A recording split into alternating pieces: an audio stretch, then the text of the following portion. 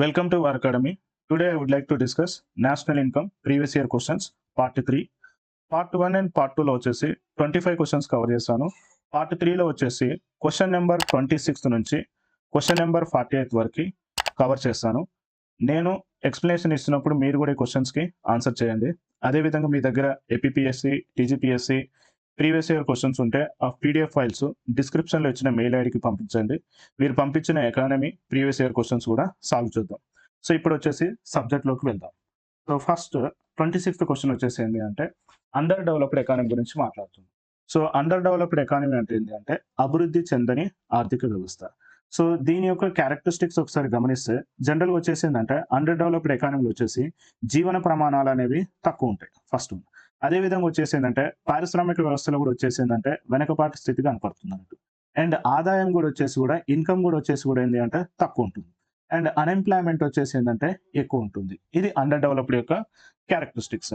వీటితో పాటు వచ్చేసి ఏంటంటే పర్ క్యాపిటల్ ఇన్కమ్ కూడా తక్కువ ఉంటుందండి. Okay, so year per capital income కూడా వచ్చేసి తక్కువ ఉంటుంది. పర్ క్యాపిటల్ ఇన్కమ్ అంటే ఏంది?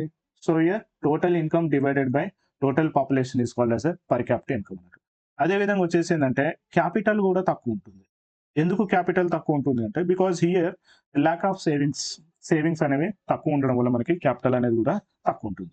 And one more so characteristic of under developed economy వచ్చేసిందంటే డిపెండెన్సీ రేషియో ఎక్కువ ఉంటుంది.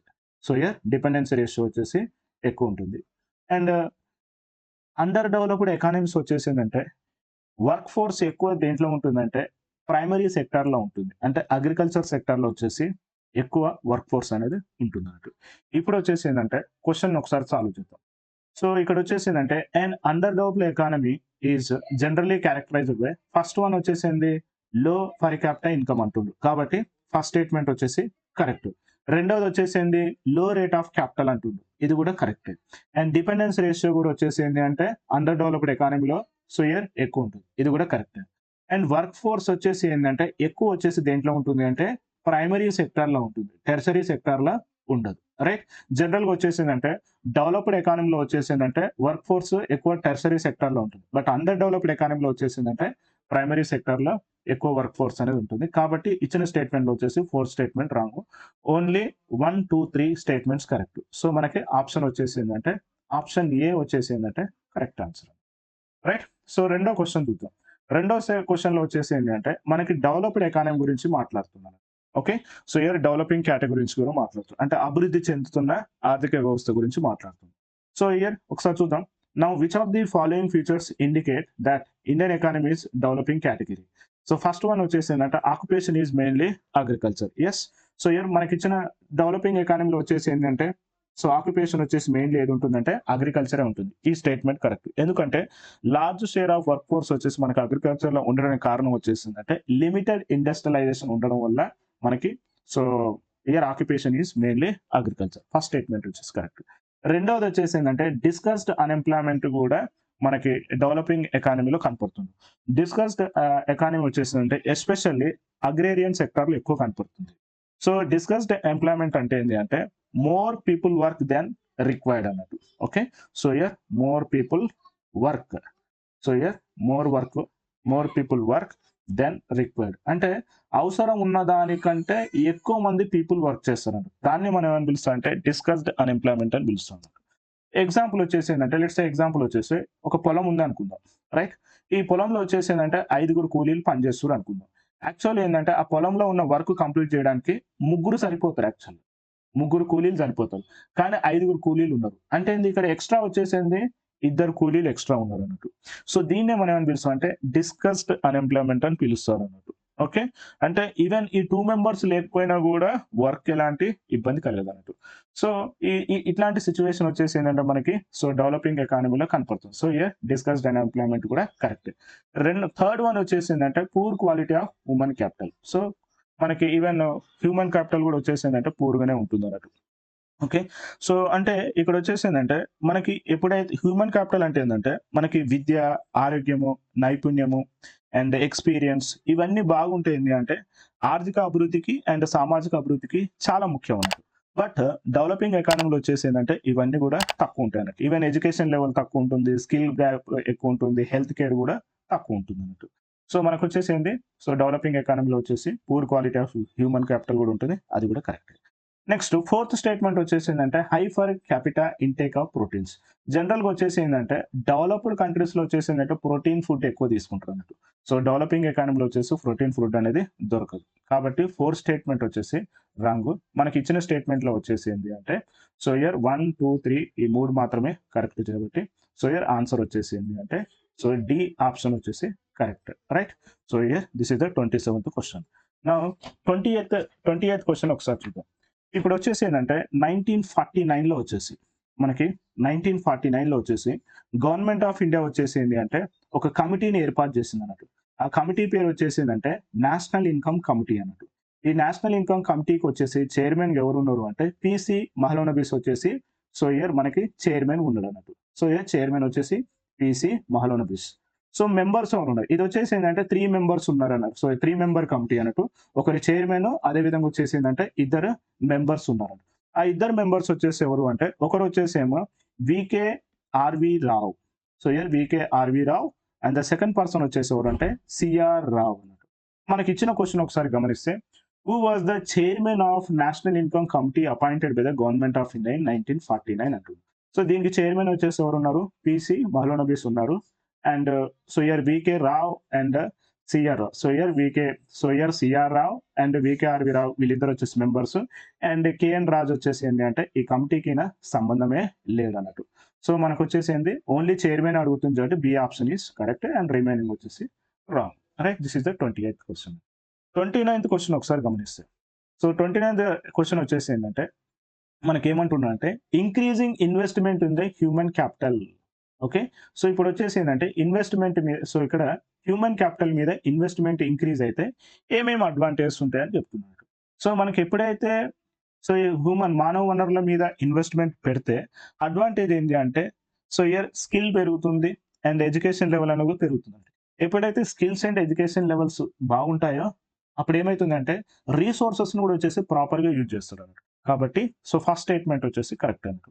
అదే విధంగా వచ్చేసి ఏంటంటే ఇక్కడ మనము హ్యూమన్ క్యాపిటల్ మీద వచ్చేసి ఇన్వెస్ట్మెంట్ చేస్తున్నాం కాబట్టి సో అక్కడ ఉన్న పీపుల్ కూడా వచ్చేసింది అంటే బెటర్ ట్రైన్డ్ అయి ఉంటారు. ఎప్పుడైతే బెటర్ ట్రైన్డ్ ఉంటారో వారి వల్ల వచ్చేసి మనకి ఏంటంటే ప్రొడక్టివిటీ కూడా పెరుగుతుంది. కాబట్టి సెకండ్ స్టేట్మెంట్ కూడా కరెక్ట్ అన్నట్టు. అండ్ అదే విధంగా వచ్చేసిందంటే ఇక్కడ వచ్చేసింది ఇన్వెస్ట్మెంట్ ఆన్ హ్యూమన్ క్యాపిటల్ అంటే ఏంది, సో ఇన్వెస్ట్మెంట్ వచ్చేసి ఎడ్యుకేషన్ మీద ట్రైనింగ్ మీద పెడుతుంది కాబట్టి దీనివల్ల వచ్చేసిందంటే వర్క్ ఫోర్స్ స్కిల్స్ బాగుంటాయి కాబట్టి స్కిల్ డెవలప్మెంట్ కూడా జరుగుతుంది కాబట్టి మనకి ఇచ్చిన ఏబిసి 3 స్టేట్మెంట్లు కరెక్టే. సో ఇయర్ 4th స్టేట్మెంట్ వచ్చేసి ఆల్ ద ఎబో అంటుంది కాబట్టి సో డి ఆప్షన్ వచ్చేసి రైట్ అన్నట్టు. అండ్ అదే విధంగా వచ్చేసి 30th క్వశ్చన్ ఒకసారి గమనిస్తే మనకి the most appropriate measure of economic growth. Okay, economic growth measure చేయడానికి అప్రాపరియేట్ ఏంది అని అడుగుతున్నాను, రైట్. మనకు వచ్చేసి ఏంది ఫస్ట్ వన్ వచ్చేసి జీడిపి ఉంది. జీడిపి అంటే ఏంది, so the final value of all goods and services produced with in the country is called gross domestic product అన్నట్టు. అయితే ఈ గ్రాస్ డొమెస్టిక్ ప్రోడక్ట్ యొక్క లిమిటేషన్ వచ్చేసిందంటే ఇందులో వచ్చేసిందంటే పాపులేషన్ సైజుని కన్సిడర్ చేయండి. ఓకే, సో ఇయర్ పాపులేషన్ సైజుని కన్సిడర్ చేయాలి. పాపులేషన్ సైజు కన్సిడర్ చేయడం చేయమన్నట్టు. సో దీనివల్ల మనకు వచ్చేసిందంటే ఇప్పుడు సపోజ్ ఎగ్జాంపుల్ జీడిపి పెరిగింది but at same time population కూడా పెరిగింది అనుకుందాం. అప్పుడు ఏమైతుంది, ఇన్కమ్ ఫర్ పర్సన్ వచ్చేసి ఏమైపోతుంది, తగ్గిపోతుంది, right. So income for person వచ్చేసి ఏమైపోతుంది, తగ్గిపోతుంది. అంటే దీని మీనింగ్ వచ్చేసిందంటే గ్రాస్ డొమెస్టిక్ ప్రోడక్ట్ వచ్చేసి పాపులేషన్ సైజ్ని కన్సిడర్ చేస్తలేదు కాబట్టి ఇది మీన్స్ ఈ జీడిపి వచ్చేసింది అంటే ఇన్కమ్ డిస్ట్రిబ్యూషన్ ని కరెక్ట్ గా రిఫ్లెక్ట్ చేయదు, ఫస్ట్ ప్రాబ్లం. సెకండ్ ప్రాబ్లం వచ్చేసింది అంటే పీపుల్ యొక్క లివింగ్ స్టాండర్డ్ ఎలా ఉంది అనేది కూడా గ్రాస్ డొమెస్టిక్ ప్రోడక్ట్ ద్వారా మనం చెప్పలేము అన్నట్టు. సో మనకు వచ్చేసి ఓవరాల్ వచ్చేసింది అంటే ఎకనామిక్ గ్రోత్ ని కూడా మెజర్ చేయడానికి జీడిపి వచ్చేసి అప్రాపరియేట్ మెజర్మెంట్ కాదు. కాబట్టి ఫస్ట్ స్టేట్మెంట్ వచ్చేసి రాంగ్. సెకండ్ స్టేట్మెంట్ వచ్చేసి మనకేంది నెట్ డొమెస్టిక్ ప్రోడక్ట్ అని పిలుస్తుంది. ఈ నెట్ డొమెస్టిక్ ప్రోడక్ట్ ని ఎలా క్యాలిక్యులేట్ చేస్తాం ఎన్డిపిని అంటే మనము జనరల్గా వచ్చేసి జనరల్ ఫార్ములా వచ్చేసి GDP minus depreciation. So year GDP minus depreciation మనం ఏం పిలుస్తాం అంటే నెట్ డొమెస్టిక్ ప్రోడక్ట్ అని పిలుస్తాం. డిప్రిసియేషన్ అంటే ఏంటంటే ఎగ్జాంపుల్ వచ్చేసి ఒక వాహనం ఉందనుకుందాం, లేదా ఒక భవనం ఉందనుకుందాం. ఈ వాహనం కానీ భవనాలు కానీ యంత్రాలు కానీ కొంతకాలం వరకు వాడినప్పుడు ఏమైపోతాయి, పాత పడతాయి. పాత పడ్డప్పుడు ఏమవుతుంది, దాని వాల్యూ అనేది తగ్గిపోతుంది అన్నట్టు. దాన్నే మనం ఏమని పిలుస్తాం అంటే డిప్రిసియేషన్ అని పిలుస్తాం అన్నట్టు. So net domestic product calculates GDP నుంచి డిప్రిసియేషన్ తీస్తే మనకు వచ్చేసి ఏంటంటే నెట్ డొమెస్టిక్ ప్రోడక్ట్ వస్తుంది అన్నట్టు. అయితే ఈ నెట్ డొమెస్టిక్ ప్రోడక్ట్ వచ్చేసి డిసడ్వాంటేజ్ వచ్చేసి ఏంటంటే ఇందులో కూడా వచ్చేసి ఏంటంటే పాపులేషన్ సైజుని పట్టించుకోవాలి. సో పాపులేషన్ సైజు పట్టించుకుంటలేని కాబట్టి ఇన్కమ్ డిస్ట్రిబ్యూషన్ ఎలా జరిగింది అనేది కూడా ఇది చెప్పదు అన్నట్టు. అంటే ఇది కూడా వచ్చేసి ఏంటంటే అప్రాపరేట్ గా ఎకనామిక్ గ్రోత్ అనేది మెజర్ చేయదు. కాబట్టి ఎన్డిపి కూడా వచ్చేసి రాంగ్ స్టేట్మెంట్. థర్డ్ వన్ వచ్చేసి ఏంటంటే NNP means net national product. Net national product ఎలా క్యాలిక్యులేట్ చేస్తాం? Same GDP minus depreciation and also suppose resident ఉన్నాను. ఈ రెసిడెంట్ వచ్చేసి ఏంటి అంటే అబ్రాడ్ నుంచి, సో అబ్రాడ్ లో వర్క్ చేస్తుంది, అబ్రాడ్ నుంచి ఇన్కమ్ తీసుకొస్తున్నాను. ఈ ఇన్కమ్ కూడా వచ్చేసి ఏంటి అంటే కన్సిడర్ చేస్తాం. దాన్ని మనం ఏం పిలుస్తాం అంటే నెట్ నేషనల్ ప్రోడక్ట్ అని పిలుస్తాం.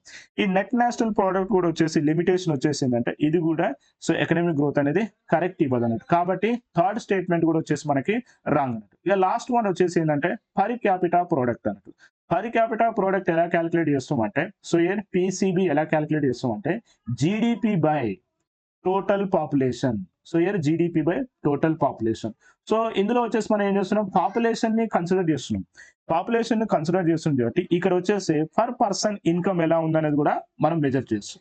అదే విధంగా వచ్చేసి ఏంటంటే లివింగ్ స్టాండర్డ్ ఎలా ఉందనేది కూడా మనం చెప్పొచ్చు. అండ్ థర్డ్ వన్ వచ్చేసి ఏంటంటే ఇది ఎకనామిక్ గ్రోత్ క్లియర్ పిక్చర్ ని అందిస్తుంది అన్నట్టు. కాబట్టి మనకి ఇచ్చిన 4 మెథడ్ లో వచ్చేసి బెస్ట్ మెథడ్ వచ్చేసి ఏంటంటే పర్ క్యాపిటల్ ప్రోడక్ట్ అన్నట్టు. Right, option D is correct. So the most appropriate measure of country economic growth వచ్చేసి ఏంటంటే పర్ క్యాపిటల్ ప్రోడక్ట్ అనేది కరెక్ట్ ఆన్సర్ అన్నట్టు. రైట్, అండ్ అదే విధంగా వచ్చేసి ఏంటంటే 31st క్వశ్చన్ ఒకసారి మీరు ట్రై చేయండి. సో ఇయర్ ఇది వచ్చేసి మిక్స్డ్ ఎకానమీ గురించి మాట్లాడుతుంది. సో మిక్స్డ్ ఎకానమీ అంటే ఏంది? సో ఇయర్ మిక్స్డ్ ఎకానమీ వచ్చేసి ఏంటి అంటే మిశ్రమ ఆర్థిక వ్యవస్థ. సో మన భారతదేశం వచ్చేసి ఏంటంటే మిక్స్డ్ ఎకానమీ అని చెప్పొచ్చు అన్నట్టు. మిక్స్డ్ ఎకానమీ అంటే ఏంటంటే ఇక్కడ వచ్చేసి ఏంటంటే ప్రైవేట్ సెక్టారు అలానే పబ్లిక్ సెక్టార్ వీళ్ళిద్దరు కలిసి వచ్చేసి ఏంటంటే సో కలిసి పనిచేయడాన్ని మనం ఏమని పిలుస్తాం అంటే మిక్స్డ్ ఎకానమీ అని పిలుస్తాం అన్నట్టు. రైట్, మనకి ఇచ్చిన ఆప్షన్ లో వచ్చేసి ఏంటంటే మిక్స్డ్ ఎకానమీకి డెఫినేషన్ కరెక్ట్ సెట్ అయ్యేది ఏది అంటే coexistence of public and private sector వచ్చేసి కరెక్ట్ అన్నట్టు. Right, so here coexistence of large and cotton industry సంబంధం లేదు. And foreign collaboration in economic development ఇది కూడా సంబంధం. సో మనకు వచ్చేసింది mixed economy is nothing but coexistence of public sector and private sector ఇద్దరు కలిసి పనిచేస్తూ దాన్ని మిక్స్డ్ ఎకానమీ అని పిలుస్తాం అన్నట్టు. రైట్, నెక్స్ట్ 32 క్వశ్చన్ ఒకసారి చూద్దాం. సో 32 క్వశ్చన్ ఏం మాట్లాడుతుంది అంటే the proportion of labour, okay, the proportion of labour in GNP gross national product become low. So మనకి వచ్చేసి ఏంటంటే the proportion of labour in GNP become low due to the reasons ఏంది అంటుంది. అంటే gross national product లో వచ్చేసి labour proportion అనేది లో ఉండడానికి గల కారణాలు ఏంది అనేది క్వశ్చన్ అడుగుతుంది అన్నట్టు. సో ఫస్ట్ స్టేట్మెంట్ చూడండి. సో ఈ క్వశ్చన్ వచ్చేసి కొంచెం డిఫికల్ట్ క్వశ్చన్. సో జాగ్రత్త చూడండి. నౌ ఇయర్ ఫస్ట్ వన్ వచ్చేసి ఏంటంటే ప్రైస్ లాగ్స్ బిహైండ్ వేజెస్ అంటుంది. ప్రైస్ లాగ్స్ అంటుంది. ఓకే, ప్రైస్ లాగ్స్ అంటే ఏంది? ఇక్కడ ప్రైస్ వచ్చేసేమో తక్కువ ఉంది అన్నట్టు. ఓకే, అండ్ వేజెస్ వచ్చేసి ఏంటి అంటే ఎక్కువ ఉంది అని వేతనం. అంటే వేతనాల కంటే ధరలు వెనకబడడం అనేది ఫస్ట్ స్టేట్మెంట్. ఇక్కడ వచ్చేసి వేతనాలు ఎక్కువ ఉన్నాయి, ధరలు తక్కువ ఉన్నాయి అన్నట్టు. సో ఇక్కడ వేతనాలు ఎక్కువ ఉన్నాయి అంటే దీని ఇండికేషన్ వచ్చేసి ఏంది? సో ఇయర్ మనకి జిఎన్పిలో వచ్చేసి మనకి లేబర్ ప్రపోర్షన్ అనేది ఎక్కువ ఉంది అన్నట్టు మనకి ఇండికేషన్ చేస్తుంది because of wages are more. Next second statement వచ్చేసి చూడండి ప్రాఫిట్ లాగ్స్ బిహైండ్ ప్రైసెస్ అంటుంది. Okay, profit lags behind prices. ఇక్కడ వచ్చేసి ఏంది? సో మనకి ప్రాఫిట్స్ లాగ్ బిహైండ్ అంటే ప్రాఫిట్ లాగ్స్ అంటుంది. అంటే ప్రాఫిట్స్ అనేవి తక్కువ ఉన్నాయి అని చెప్తున్నారు. ఓకే, ప్రాఫిట్స్ తక్కువ ఉన్నాయి, ప్రైస్ వచ్చేసి ఎక్కువ ఉంది అంటే ధరలు ఎక్కువ ఉన్నాయని చెప్తున్నారు. సో ఎప్పుడైనా లాభాలు తక్కువ ఉంది ప్రైజెస్ ఎక్కువ ఉంటే మనకి కార్పొరేటివ్ పనితీరు ఏమైపోతుంది? బలహీనం అయిపోతుంది. ఓకే, కార్పొరేటివ్ పనితీరు వచ్చేసి ఏమైపోతుంది? బలహీనం అయిపోతుంది. అండ్ ఇది కూడా వచ్చేసిందంటే ఈ సెకండ్ స్టేట్మెంట్ వచ్చేసిందంటే కార్పొరేటివ్ రిలేటెడ్ అన్నట్టు. అంటే ఇది ఎగ్జాక్ట్ గా ఆర్ నేరుగా శ్రమ వాటా తగ్గింది అనే ఇన్ఫర్మేషన్ ఇది ఇవ్వదు అన్నట్టు. కాబట్టి ఈ స్టేట్మెంట్ కూడా రాంగ్ అన్నట్టు. రైట్, సో ఇయర్ ఇది కూడా మనకి ఏంది? లో కావాలి, ప్రపోర్షన్ ఆఫ్ లో ఏంది అంటుంది. సో ఏబిసి స్టేట్మెంట్ వచ్చేసి రాంగ్. నెక్స్ట్ థర్డ్ స్టేట్మెంట్ వచ్చేసి ఏమని చెప్తుందంటే మనకి price lag behind the profit అంటుంది. అంటే మీనింగ్ వచ్చేసింది ఇక్కడ లాభాల కంటే ధరలు వెనకబడ్డాయి అని అంటున్నట్టు. అంటే మనకి సో ఏ ప్రైస్ వచ్చేసేమో తక్కువ ఉంది అని చెప్తుండ్రు అండ్ ప్రాఫిట్స్ వచ్చేసి ఎక్కువ ఉన్నాయి అని చెప్తున్నట్టు. ఎప్పుడైనా ప్రైస్ ఎక్కువ ఉండి ప్రాఫిట్స్ ఎక్కువ ఉండి ప్రైస్ తక్కువ ఉంది అంటే మీనింగ్ వచ్చేసింది కంపెనీ ఖర్చులు అనేవి తగ్గిపోతుంది, కంపెనీ ఎక్స్పెండిచర్ అనేది తగ్గిపోతుంది. ఇది కూడా వచ్చేసిందంటే జిఎన్పిలో శ్రమ వాటా ఎంత ఉంది అంటే లేబర్ ప్రొపోర్షన్ ఎంత ఉంది అనేది కూడా ఇది ఇవ్వదు. ఇది కూడా కార్పొరేట్ రిలేటెడ్ అన్నట్టు. నెక్స్ట్ ఫోర్త్ వన్ వచ్చేసిందంటే వేజెస్ లాగ్ బిహైండ్ ప్రైసెస్ అంటున్నారు. కరెక్ట్. సో అంటే ధరల కంటే వేతనాలు వెనకబడ్డాయి అని చెప్తున్నారు. అంటే మీనింగ్ వచ్చేసింది ఇక్కడ వేజెస్ తక్కువ ఉన్నట్టు, వేజెస్ లాగా అంటే వేజెస్ తక్కువ ఉన్నాయి అండ్ ప్రైస్ ఎక్కువ ఉంది అన్నట్టు. సో ఇక జనరల్ మనకి ఏంది ప్రైస్ ఎక్కువ ఉన్నది ఎప్పుడు ఉంటుంది, ఇన్ఫ్లేషన్ టైంలో. సో ఇన్ఫ్లేషన్ ఎక్కువ ఉంది, ఇన్ఫ్లేషన్ ఎక్కువ ఉంది అంటే price level is more. Price level ఉన్నప్పుడు కార్మికుల కొనుగోలు శక్తి ఏమైపోతుంది, తగ్గిపోతుంది. ఓకే, కార్మికుల కొనుగోలు శక్తి కూడా తగ్గిపోతుంది. అండ్ ఈ ధరలు పెరగడం వల్ల మనకి ఏమైపోతుంది అంటే గ్రాస్ నేషనల్ ప్రోడక్ట్ లో వచ్చేసి ఏంటంటే లేబర్ ప్రపోర్షన్ కూడా తగ్గిపోతుంది. మనకి ఇచ్చిన క్వశ్చన్ లో వచ్చేసింది సో ఇక్కడ వచ్చేసి లో అడుగుతున్నారు. సో కాబట్టి వచ్చేసింది అంటే ఓన్లీ మనకి ఇచ్చిన 4 ఆప్షన్ లో వచ్చేసి డి ఆప్షన్ వచ్చేసి correct. So option D is correct. Next 33 question చూద్దాం. 33 క్వశ్చన్ వచ్చేసి ఏంటంటే ఇంక్లూజివ్ గ్రోత్ గురించి మాట్లాడుతున్నాం. సో ఇంక్లూజివ్ గ్రోత్ అంటే ఏంది, అభివృద్ధి అనేది అంటే ఆర్థిక అభివృద్ధి అనేది అన్ని వర్గాల వారికి అందితే దాన్ని మనం ఏమని పిలుస్తాం అంటే ఇంక్లూజివ్ గ్రోత్ అని పిలుస్తాం అన్నట్టు.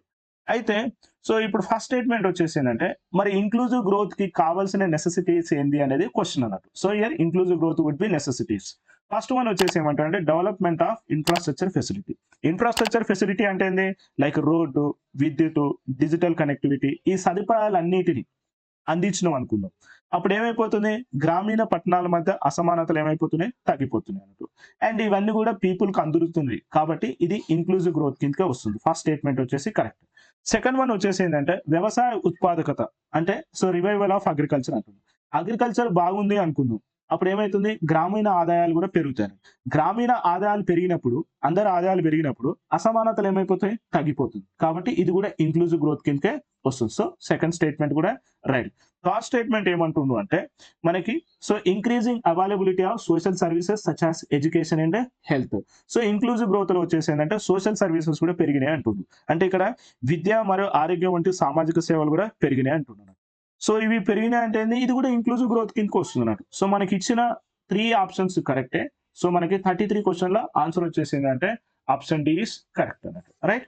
నెక్స్ట్ వచ్చేసి 34th క్వశ్చన్. ఈ క్వశ్చన్ కూడా కొంచెం డిఫికల్ట్ గా ఉంటుంది చూడండి. ఇక్కడ వచ్చేసి ఏమంటుందంటే if over a given period of time both price and monetary income రెండు డబుల్ అయినాయని చెప్తున్నాను. సో మనకు వచ్చేసి ఏంది, ప్రైస్ పెరిగింది, రైట్. సో ప్రైస్ పెరిగింది అండ్ ఇన్కమ్ కూడా పెరిగింది అంటుంది. So year price and income పెరిగింది. ఎంత పెరిగింది, హ్యాస్ బీన్ డబుల్, రెండు కూడా డబుల్ అయినాయి అంటుంది. రియల్ ఇన్కమ్ ఏమవుతుంది అడుగుతున్నాను. సో రియల్ ఇన్కమ్ అంటే ఏంది, ఒక నిర్దిష్ట నామమాత్రపు ఆదాయంతో కొనుగోలు చేయగల వస్తు సేవల మొత్తాన్ని మనం ఏమని పిలుస్తాం అంటే రియల్ ఇన్కమ్ అని పిలుస్తాం అన్నట్టు. ఈ రియల్ ఇన్కమ్ మనకి ఏం చెప్తుంది అంటే కొనుగోలు శక్తిని సూచిస్తుంది అన్నట్టు. అదే విధంగా వచ్చేసిందంటే రియల్ ఇన్కమ్ లో వచ్చేసిందంటే ధరల్లో ఉన్న మార్పులు సర్దుబాటు చేసిన తర్వాత దీన్ని లెక్కిస్తారు అన్నట్టు. ఇది రియల్ ఇన్కమ్ అన్నట్టు. సో క్వశ్చన్ లో వచ్చేసి ఏమంటుండంటే real income, price and income రెండు కూడా ఏమైనా అంటే డబుల్ అయినాయి, అప్పుడు రియల్ ఇన్కమ్ ఏమవుతుంది అనేది క్వశ్చన్ అన్నట్టు. ఫస్ట్ వన్ ఏమంటుండంటే డబులా అంటున్నట్టు. అయితే సో డబుల్ అనేది రాంగ్ అన్నట్టు. సో ఇప్పుడు జనరల్ గా డబుల్ ఎప్పుడు పాసిబిలిటీ ఉంది అంటే, ఎప్పుడు డబుల్ పాసిబిలిటీ ఉంది అంటే సో ఫస్ట్ స్టేట్మెంట్ వచ్చేసి మనకి ప్రైస్ కాన్స్టెంట్ ఉంది, ఓకే, ప్రైస్ కాన్స్టెంట్ ఉంది, మనకి ఇన్కమ్ డబుల్ అయింది అనుకోండి, ఓకే, ఇన్కమ్ డబుల్ అయితే అప్పుడు మనకి ఏంటి అంటే సో డబుల్ అయ్యే ఛాన్సెస్ ఉంది అన్నట్టు. బట్ ఇక్కడ వచ్చేసింది రెండు డబుల్ అయినాయి అంటుండు కాబట్టి మనకి ఇచ్చిన స్టేట్మెంట్ డబుల్ అనేది రాంగ్ అన్నట్టు. సెకండ్ వన్ ఏమంటుండంటే ఆఫ్ అని పిలుస్తున్నట్టు. ఈ ఆఫ్ ఎప్పుడు పాసిబుల్ అవుతుంది అంటే, ఈ పాసిబిలిటీ ఎప్పుడు ఉంది అంటే మనకి ఇన్కమ్ కాన్స్టెంట్ ఉండాలి, మానిటరీ ఇన్కమ్ వచ్చేసి కాన్స్టెంట్ ఉండి మనకి ప్రైస్ పెరిగింది అనుకుందాం. సో ఇయర్ ప్రైస్ ఇంక్రీజ్ అయింది అనుకుందాం. ఎప్పుడైతే ప్రైస్ ఇంక్రీజ్ అయ్యి మనకి ఇన్కమ్ కాన్స్టెంట్ ఉందో అప్పుడు ఆఫ్ అయ్యే ఛాన్స్ ఉంది. బట్ ఇక్కడ ఏంది రెండు డబులే అంటుండు కాబట్టి ఇది కూడా so year wrong. Third statement వచ్చేసి ఏంటంటే ఫోర్త్ చూద్దాం. And at same time it does not effect the real income అంటున్నాను. జనరల్ గా వచ్చేసి ఏంటంటే price is directly effect the real income. మనకి ప్రైస్ లెవెల్ పెరిగింది అనుకుందాం, రియల్ ఇన్కమ్ మీద ఏమవుతుంది, ఎఫెక్ట్ ఇస్తుంది కదా. ఈ స్టేట్మెంట్ కూడా రాంగ్. ఫోర్త్ వన్ వచ్చేసి ఏంటంటే ఇక్కడ మనం ఏమన్నాము, ప్రైస్ అండ్ మానిటరీ ఇన్కమ్ రెండు డబుల్ అయినాయి అంటుంది. ఇది పెరిగింది, ఇది పెరిగింది. సో కాబట్టి మనకు ఓవరాల్ రియల్ ఇన్కమ్ ఏమైతుందంటే పెద్దగా ఏమి చేంజ్ ఉండదు, మీన్స్ అన్చేంజ్. సో మనకి ఇచ్చిన ఆప్షన్ లో వచ్చేసి సో ఇయర్ ఆప్షన్ సి వచ్చేసి రైట్ ఆన్సర్ అన్నట్టు, right. So here next this is the 34th question. ఇప్పుడు వచ్చేసి ఏంటంటే 35th క్వశ్చన్. సో ఇయర్ 35వ క్వశ్చన్ ఒకసారి చూస్తే క్వశ్చన్ ఏమంటుందంటే which one of the following not included country wealth అంటుంది. ఓకే, కంట్రీ వెల్త్ గురించి మాట్లాడుతున్నట్టు. సో అసలు కంట్రీ వెల్త్ అంటే ఏంది ఒకసారి చూద్దాం. వెల్త్ అంటే ఏంటి అంటే మనకి ఇప్పుడు వచ్చేసి ఏంటంటే జనరల్గా వచ్చేసి ఫిజికల్ అసెట్స్ ఉంటాయి, న్యాచురల్ అసెట్స్ ఉంటాయి. అంటే total stock of physical and natural asset ని మనం ఏమని పిలుస్తాం అంటే వెల్త్ అని పిలుస్తాం. ఈ వెల్త్ కి వచ్చేసి ఏంటంటే ఒక ఎకనామిక్ వాల్యూ ఉంటుంది అన్నట్టు. అండ్ దీనివల్ల మనకు వచ్చేసి ఏంటంటే ప్రొడక్టివ్ కెపాసిటీ అనేది వస్తుంది అన్నట్టు, means it contribute the productive capacity. Example వచ్చేసి ఏంది, లైక్ ఎగ్జాంపుల్ ల్యాండ్ కానీ, బిల్డింగ్ కానీ, ఇన్ఫ్రాస్ట్రక్చర్ కానీ, న్యాచురల్ రిసోర్సెస్ కానీ, లైఫ్ స్టాక్ కానీ, ఇవన్నీ కూడా దేని కిందకి వస్తాయంటే వెల్త్ కిందకే వస్తాయి. అయితే వెల్త్ లో ఏం ఇంక్లూడ్ అయి ఉన్నాయి అండ్ ఎక్స్క్లూడెడ్ ఏమున్నాయి ఒకసారి చూద్దాం. సో ఇయర్ నాట్ ఎక్స్క్లూడెడ్ ఏంది and what so year included ఏంది అనేది ఒకసారి చూద్దాం. ఫస్ట్ స్టేట్మెంట్ ఏమంటుంటే మైన్స్ అని మాట్లాడుతుంది. మైన్స్ వచ్చేసి ఏంది, న్యాచురల్ రిసోర్సెస్ కదా. అంటే like example coal, metal, minerals, ఇవన్నీ కూడా మనకి ఏంటంటే న్యాచురల్ రిసోర్సెస్ అన్నట్టు. ఈ natural resources are nothing but ever natural wealth. ఈ న్యాచురల్ వెల్త్ వల్ల మనకి ఏంటి అంటే ప్రొడక్టివ్ కెపాసిటీని కంట్రిబ్యూట్ చేస్తున్నట్టు. కాబట్టి ఇచ్చిన స్టేట్మెంట్ లో వచ్చేసి మైన్స్ అనేవి ఇంక్లూడెడే. రెండవది వచ్చేసి ఏమంటుండో డ్యామ్స్ గురించి మాట్లాడుతుంది. రెండోది వచ్చేసి డ్యామ్స్. డ్యామ్ వచ్చేసి ఏంటంటే ఇది ఒక ఇన్ఫ్రాస్ట్రక్చర్ అసెట్ అన్నట్టు, రైట్. సో ఇక్కడ వచ్చేసి ఏంటంటే జనరల్ గా మనం డ్యామ్స్ ఏంటి అంటే వాటర్ స్టోరేజ్ కి, హైడ్రో ఎలక్ట్రిక్ పవర్ కి, ఇరిగేషన్ కి, వీటికి వాడతాం అన్నట్టు. అంటే డ్యామ్స్ వచ్చేసి ఏంటంటే ఫిజికల్ వెల్త్ అన్నట్టు. ఈ ఫిజికల్ వెల్త్ వల్ల కూడా మనకు వచ్చేసి ఏంటంటే ఎకనామిక్ డెవలప్మెంట్ అనేది కంట్రిబ్యూట్ చేస్తుంది. కాబట్టి డ్యామ్స్ కూడా కరెక్టే. అండ్ ఫోర్త్ స్టేట్మెంట్ కి వద్దాం. ఫోర్త్ స్టేట్మెంట్ వచ్చేసి ఏంటి అంటే క్యాటిల్ వెల్త్ అంటుంది. క్యాటిల్ వెల్త్ వచ్చేసి ఏంది, ఇది లైఫ్ స్టాక్ అసెట్ అన్నట్టు. అంటే లైక్ మీట్, లెదర్, ఇవన్నీ కూడా ఏంటంటే లైఫ్ స్టాక్ అసెట్ కిందకి వస్తున్నట్టు. దీని వల్ల మనకి ఏంటి అంటే అగ్రికల్చర్ అవుట్పుట్ కి కంట్రిబ్యూట్ చేస్తుంది. కాబట్టి ఈ స్టేట్మెంట్ కూడా కరెక్టే. మనీ సప్లై తీసుకుందాం. మనీ సప్లై అంటే ఏంటి అంటే మనకి ఎకానమీలో వచ్చేసి మనీ సర్క్యులేషన్ ఉంటుంది కదా. ఆ మనీ సర్క్యులేషన్ మనం ఏమని పిలుస్తాం అంటే మనీ సప్లై అని పిలుస్తాం. మనీ సప్లై వచ్చేసి ఏంటంటే ఇది ఓన్లీ మీడియం ఆఫ్ ఎక్స్చేంజ్ లాగానే పనిచేస్తుంది అన్నట్టు. దీనివల్ల వచ్చేసి ఏంటి అంటే మనకి ప్రొడక్టివ్ అసెట్స్ అనేవి క్రియేట్ కావు, రైట్. సో కాబట్టి మనకి ఇక్కడ అబ్జర్వ్ చేస్తే నాట్ ఇంక్లూడెడ్ ఇన్ వెల్త్ అంటుండ్రు.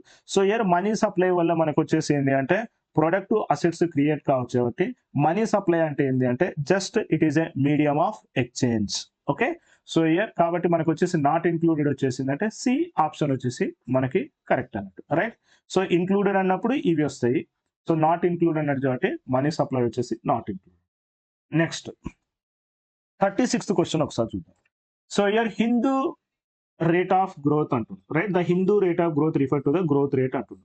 సో ఇది వచ్చేసి ఏంటంటే ఇది మనకి ఈ హిందూ రేట్ ఆఫ్ గ్రోత్ వచ్చేసి ఏంటంటే 1970లో వచ్చేసి ఒక ఆర్థికవేత్త, అతని పేరు వచ్చేసి ఏంటంటే రాజ్ కృష్ణ.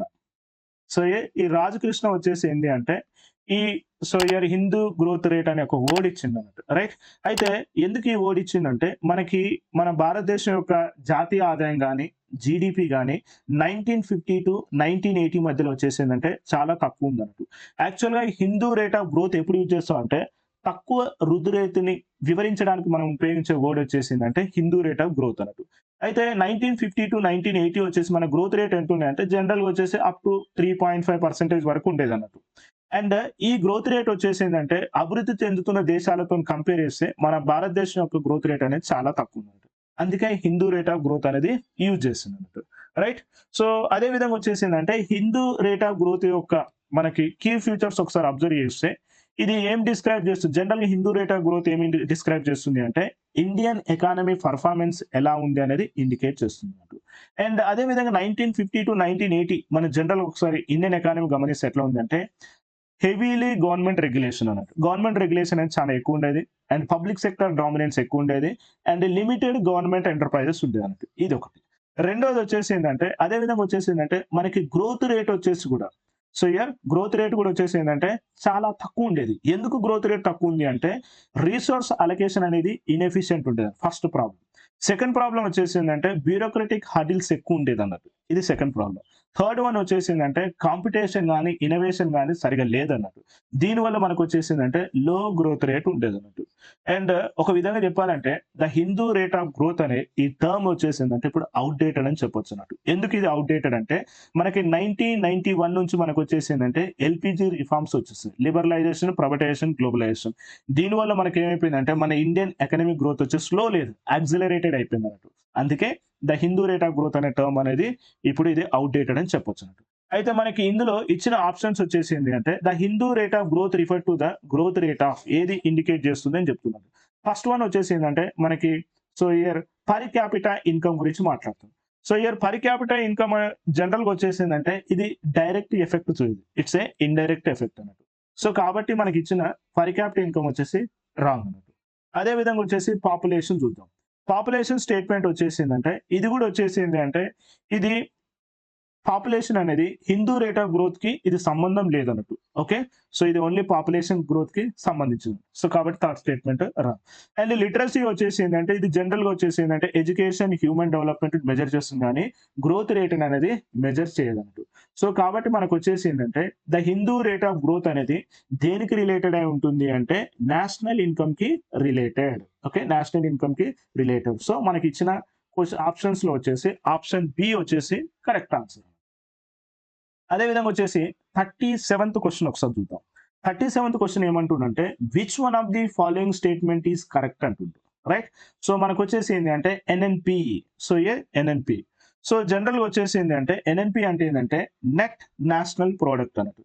ఈ నెట్ నేషనల్ ప్రొడక్ట్ వచ్చేసి ఏం చేస్తుంది అంటే ఎకనామిక్ అవుట్‌పుట్ ఎలా ఉంది అనేది మెజర్ చేస్తుంది. Mean it measure the total economic output అన్నట్టు. So that is the purpose of net national product అన్నట్టు. రైట్.